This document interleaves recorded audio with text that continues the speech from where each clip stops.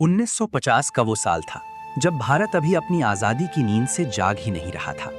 दिल्ली में बड़े बड़े सपने थे, नई संविधान की स्वाहा हो रही थी और लोग मान रहे थे कि दुनिया अब शांत हो जाएगी। लेकिन उत्तर में हिमालय के उस पार कुछ ऐसा हो रहा था जिसे भारत की सरकार देखना नहीं चाहती थी।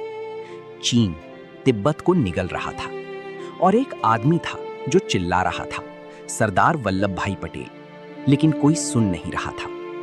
नवंबर 1950 में पटेल ने प्रधानमंत्री नेहरू को एक चिट्ठी लिखी।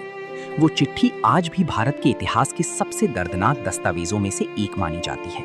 उसमें पटेल ने साफ लिखा था, चीन पर भरोसा मत करो, तिब्बत हमारी ढाल थी और अब वो ढाल टूट गई है।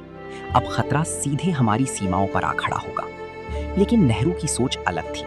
वो मानते थे कि चीन से दोस्ती हो सकती है, कि हिंदी चीनी भाई भाई सिर्फ एक नारा नहीं, एक हकीकत बन सकती है। और यहीं से शुरू हुआ वो अंदरूनी संघर्ष जो किसी को दिखा नहीं, पर जिसने भारत की किस्मत बदल दी। दिल्ली के बंद कमरों में दो अलग अलग भारत थे। एक पटेल का जो जमीनी सच्चाई देख रहा था, जो जानता था कि ताकत के सामने आदर्शवाद काम नहीं करता, और दूसरा नेहरू का जो दुनिया को एक नई रोशनी में देखना चाहता था, जो युद्ध की बजाय संवाद में यकीन रखता था। दोनों गलत नहीं थे, लेकिन दोनों एक साथ सही भी नहीं हो सकते थे। और समय किसी का इंतजार नहीं करता।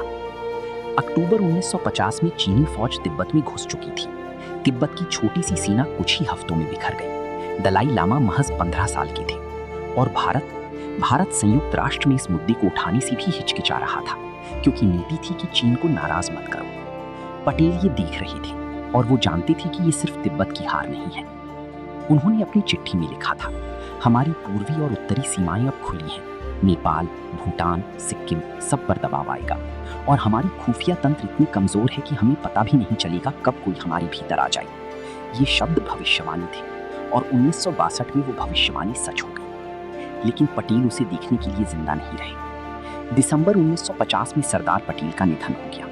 उनकी आवाज के साथ वो चेतावनी भी जैसे दफन हो गई। भारत सरकार पंचशील की राह पर चल पड़ी। 5 सिद्धांतों की शांति, जिसे चीन ने बाद में उतनी ही आसानी से तोड़ा जितनी आसानी से कागज को मोड़ा जाता है। और जब 1962 में चीन ने भारत पर हमला किया, तब कहीं ना कहीं उस धूल भरे दफ्तर में पटेल की वो चिट्ठी पड़ी होगी, खामोश, लेकिन हर शब्द पर जोर से चीखती हो।